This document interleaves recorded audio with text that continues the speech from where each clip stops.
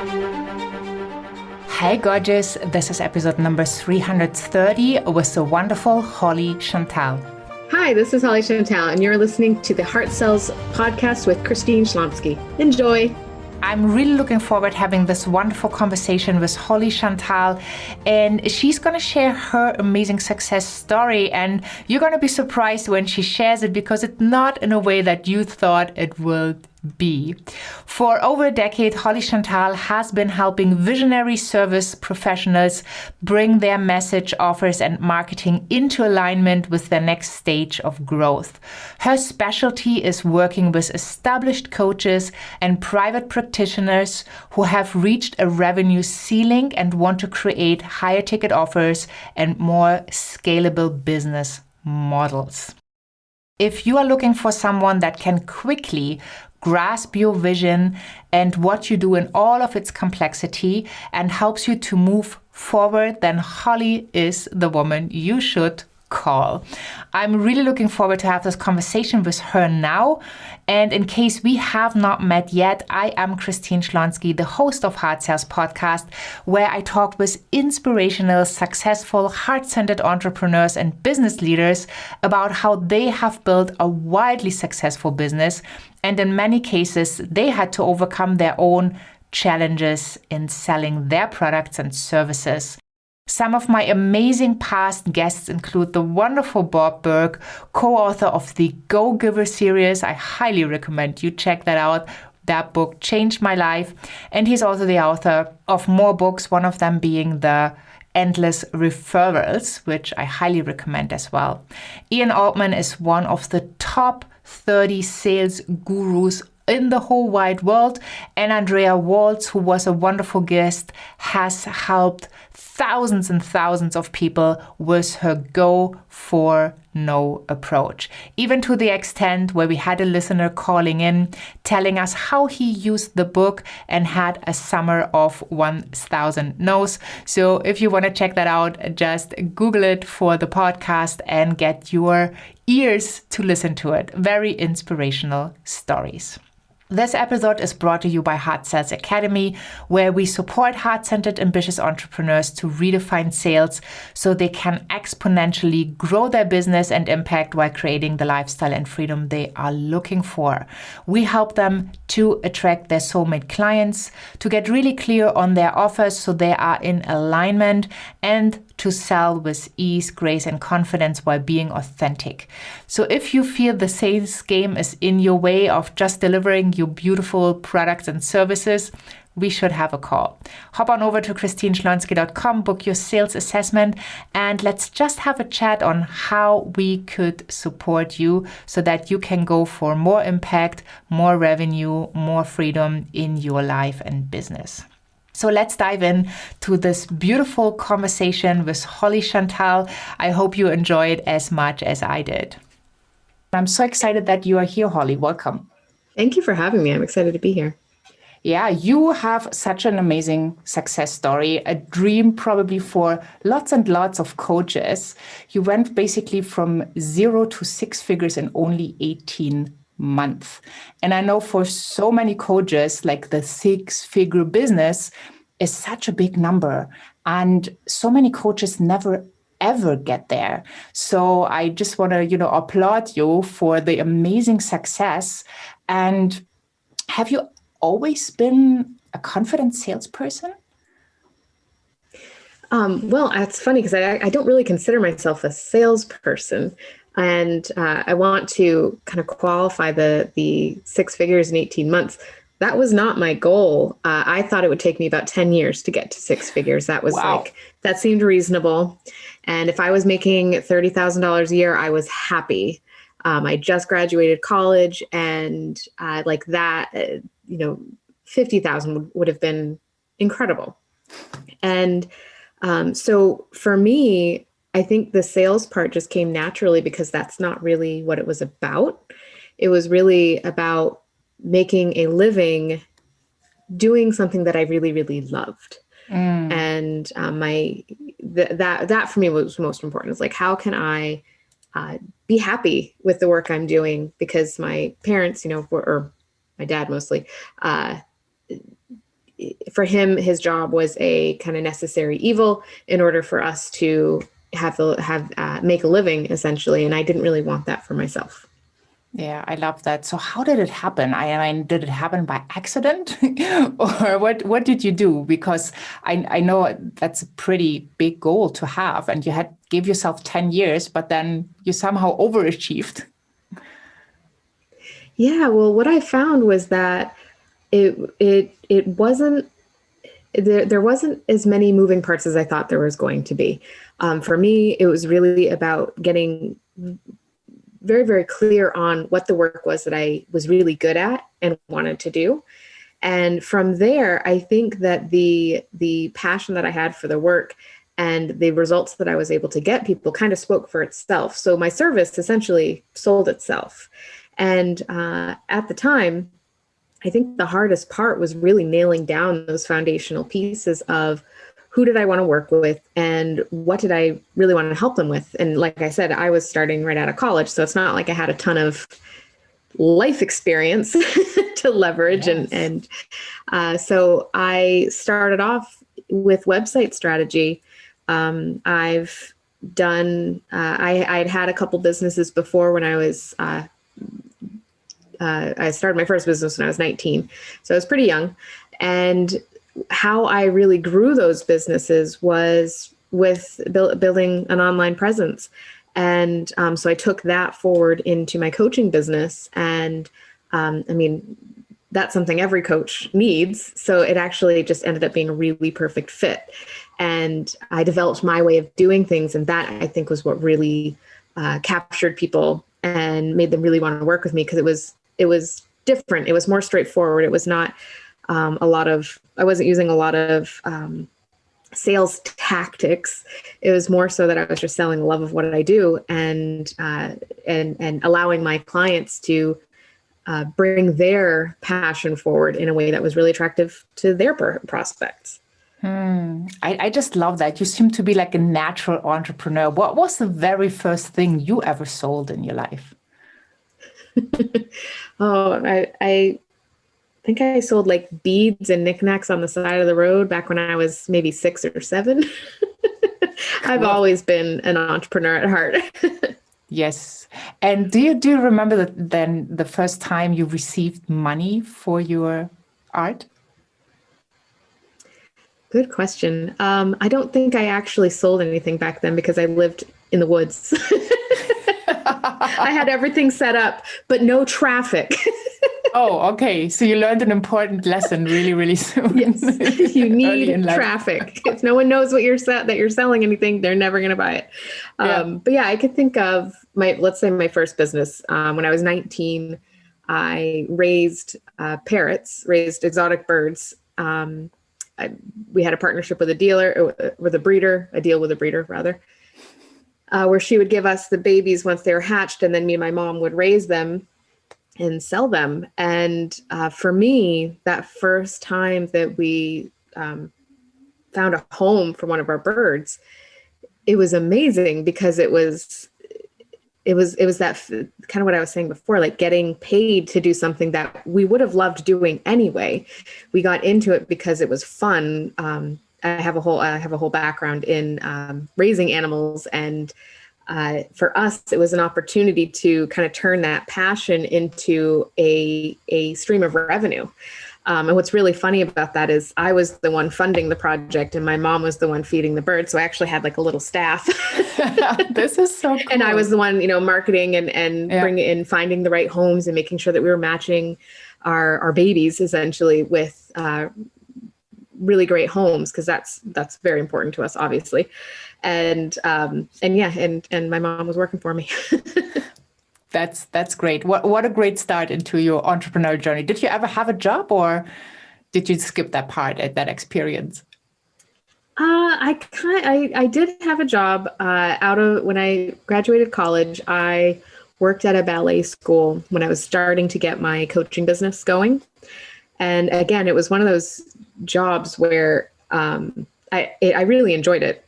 I had a very hard time leaving, actually. And it allowed me to really get a foothold in my coaching business so that I didn't have the, worrying about finances and that kind of thing. So I was able to take a few bigger risks than maybe I would have been able to. And it was a really good compliment, because the job that I had was, I was a residence director. So basically I was living with like 20 teenage ballerinas. And when they were in classes, I could be writing blog posts and webinars and that kind of thing, working with clients, in between the active part of that job. So it worked out really well. Yeah, I can see that this would have been hard to leave. Sounds like a really perfect fit. Great. So yeah, I mean, receiving money for something you love is such an incredible experience. You said also that because of the job, you kind of had not that, well, you didn't really need to get money into the door. You could just follow your passion. What would you say to a coach who is struggling right now because they burned the bridges? It's just the coaching they have and they try to get clients on board. And I talk a lot about neediness, like that energy of neediness. How do you see that, and what advice could you give them so they get to that stage where everything is fun? Because that's what I heard you say. The birds were fun, the ballerina stuff was fun, everything was fun. And it probably made it a lot easier to be successful because you enjoyed it so much. Absolutely. Something I tell my clients a lot is that you make different decisions when you are in that place of needing to survive. So when you are kind of trading off,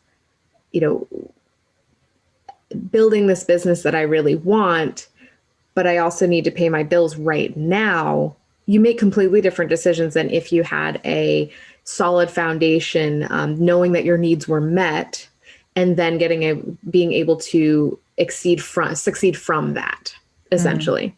So if you're in that place right now, and I've been there, a couple years ago, after I started having kids and kind of my entire life and business shifted, I was in that place for a while where, for me, survival was,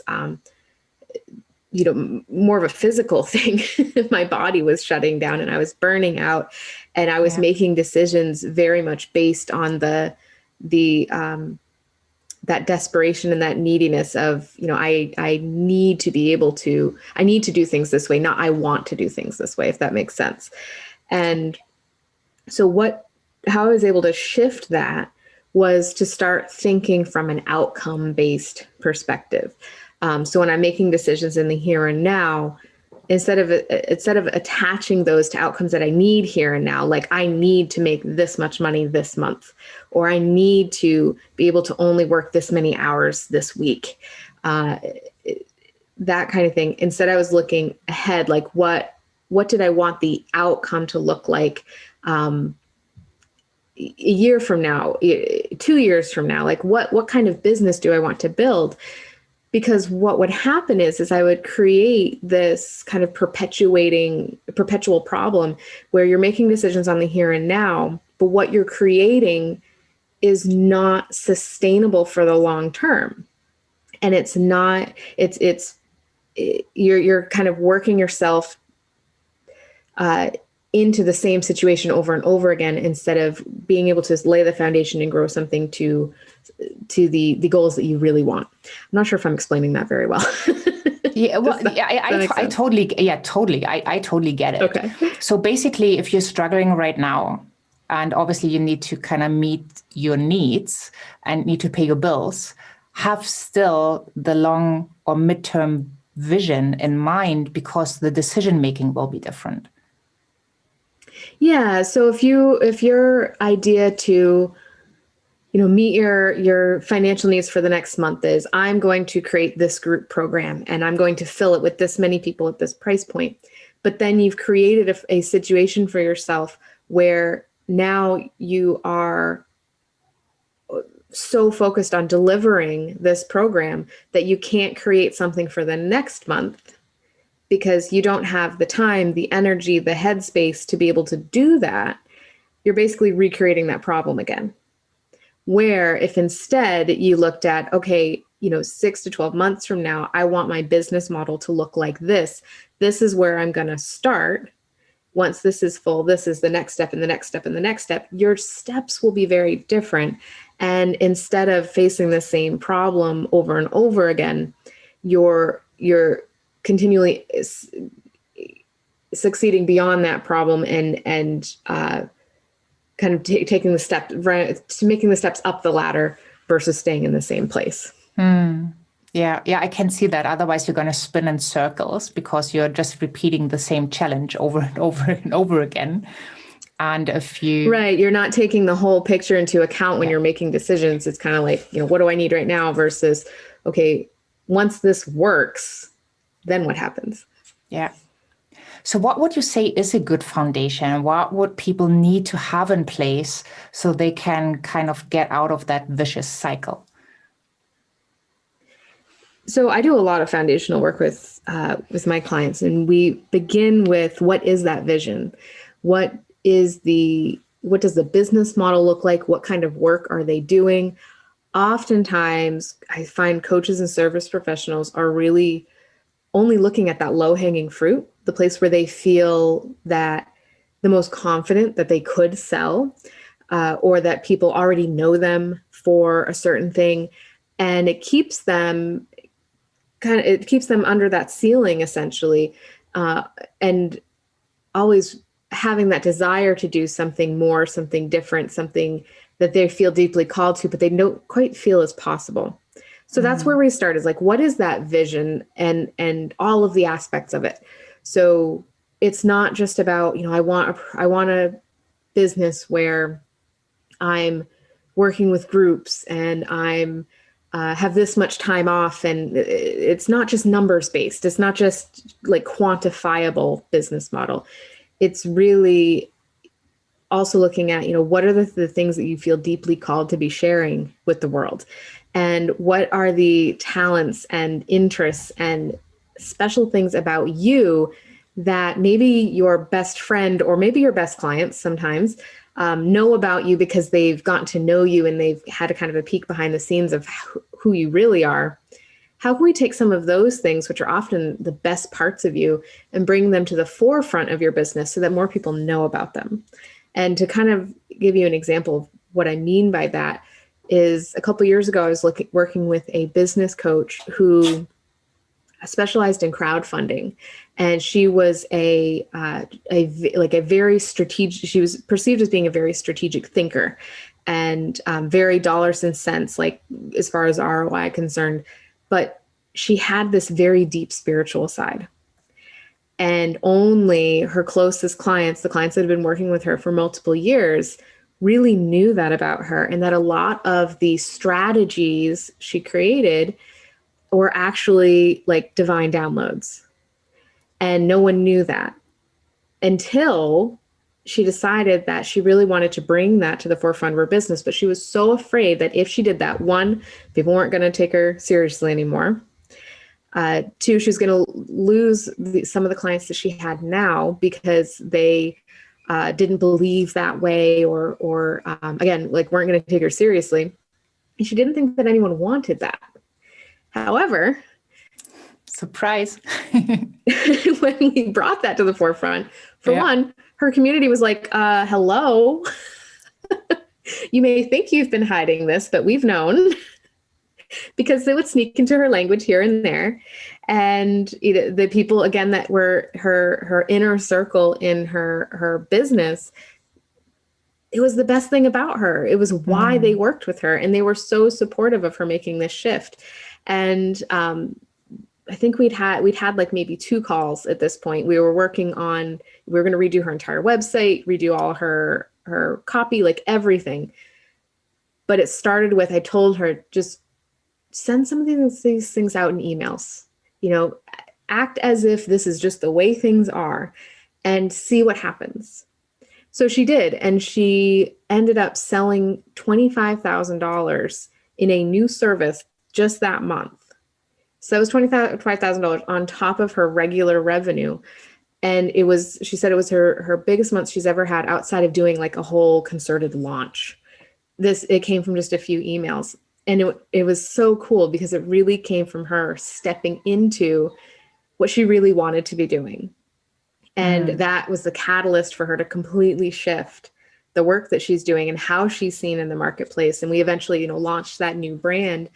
And now, just the other day, I'm still on her list. Just the other day, she was sending out a forecast for, the way businesses and how we're going to be operating going forward as we enter the Aquarian age. And I just thought that was so cool because just a couple of years ago, she never would have shared any of that, and we would not have been able to benefit from it.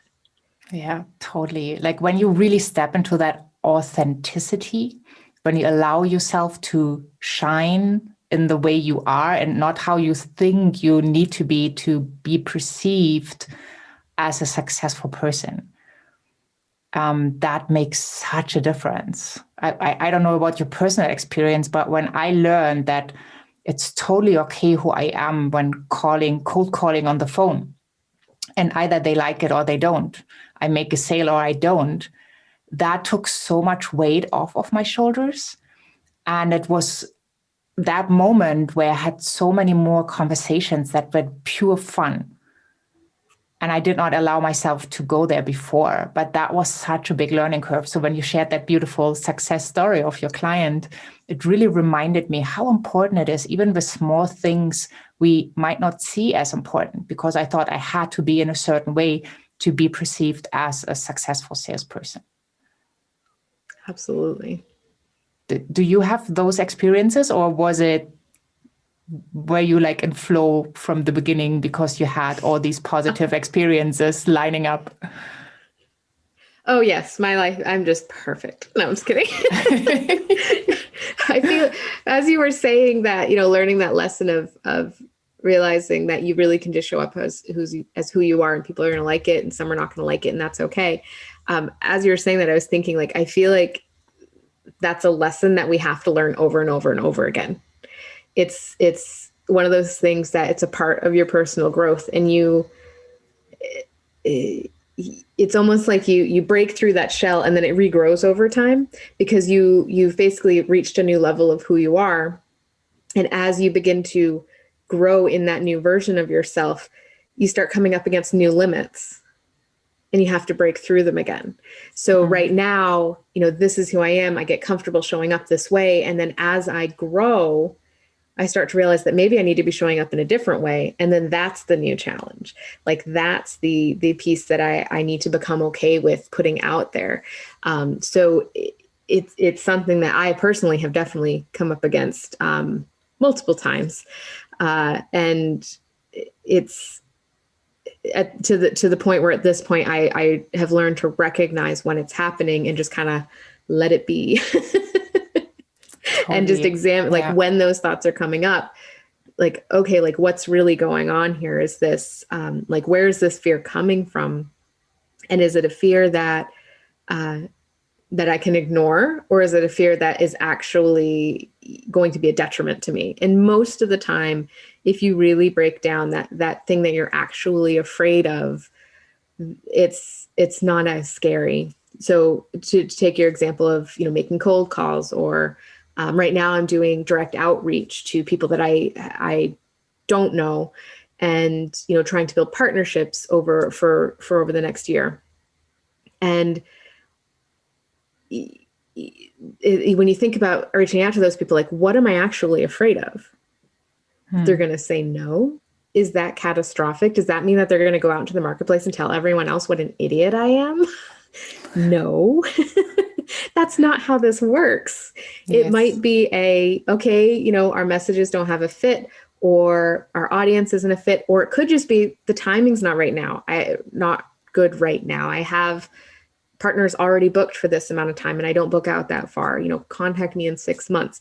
I have never had a bad experience doing direct outreach, yet it continually comes up as a fear every time I go to up level and meet new people. And I think it's just a natural part of our personalities.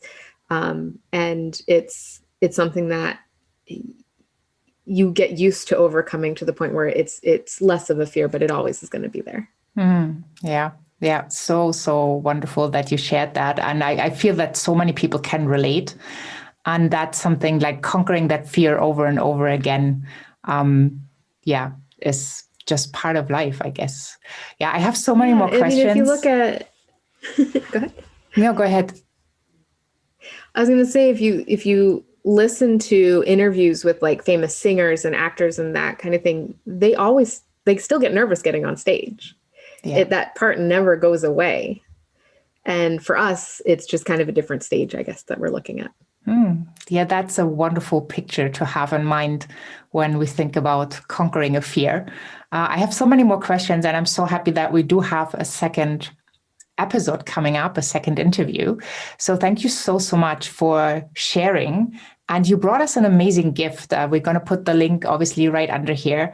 It's a Trailblazing Trifecta worksheet. Can you explain what that is? What will people get? Yeah, so we talked a lot about being able to do the work that you love. And a part of that is obviously being able to sell it. And the Trailblazing Trifecta is a framework that I use myself and with my clients to make your services and your work easy to explain so that people really get the value. And all it really does is help you bring context to what you're saying, so that when you're explaining what you do, they can see themselves. They can see themselves in what you're saying, or they can see a friend or someone else that needs your services and really seeing how it's going to help them. And it's easy. It's 3 sentences, and you can use it if you're speaking at a networking event and telling people what you do, if you're doing a webinar, or if you're, just having a sales conversation. It'll really help you put words to your work that feel like you're actually capturing it, which I know is a huge challenge, especially for coaches. Yeah. Awesome. Well, thank you so much for sharing that. I really appreciate your time today. I just love this conversation, and I can't wait to dive in deeper, especially on the theme of rejection. That's such a big one, especially for heart-centered entrepreneurs to get over that hurdle. So I really want to touch on that. Thank you so much for having been here. Well, what an interesting conversation. First, I loved how aligned we are in our thinking. It's always so much fun to find someone in the market that so comes from her heart, that has had so much success and fun in creating her business, or her businesses, I should be saying, as she already started out so very early in her life. And I love how you can realize that you have put a goal, you have put a plan into place, but you have given it a huge time frame like Holly had for her 10 years to 6 figures. And all of a sudden you realize, because you're bringing so much fun, so much value to your clients, that you achieve your goal in only 18 months. I find that pretty astonishing. I would love to know, do you have stories like this you would love to share with us? Just email us to info@ChristineSchlonski.com, and we would love to hear your stories, your aha moments, also your takeaways from the podcast episodes. Why are you tuning in? What are you getting out of this podcast? And what could we deliver so we can serve you even better? Thank you so much for having been here today. Once you hopped on over to ChristineSchlonski.com, you will find the podcast tab with the episode links. So 330 is a wonderful Holly Chantal with the resources we mentioned. All the links to Holly are just one click away. You will also find the transcripts, the keynotes of this episode. And once you're over there, sign up for the empowerment notes. That's empowerment right into your inbox. And if you feel like you really want some amazing support, it is not too late yet. We are just starting out. But on January 25th, I will be giving a live workshop that will be turned into a do-it-yourself workshop at a later point in time. But in this live workshop, I am going to lead you through my Heart Sells Power formula. And this is a 5-day workshop where I teach you each and every day for about an hour and answer your questions. So it's about an hour to an hour 30 that we will have together every day during the course of the workshop, and where I help you to transform your mindset into a sales success mindset where you start to enjoy sales conversations, where you might not even love sales conversations, and where selling is so much more fun, so you can do it with ease and grace and confidence, and you can have so much more impact. You will find that at HeartSellsMagic.com. Thank you so much for being here. Thank you so much for all you do in this world with your beautiful gifts. Make sure you tune in for the next episode where Holly and I are going to talk about the best way to handle indecision in a sales call and to give you some ideas around this topic. And for right now, I'm just saying have a wonderful day wherever you are in this beautiful world. And I'm saying bye for now.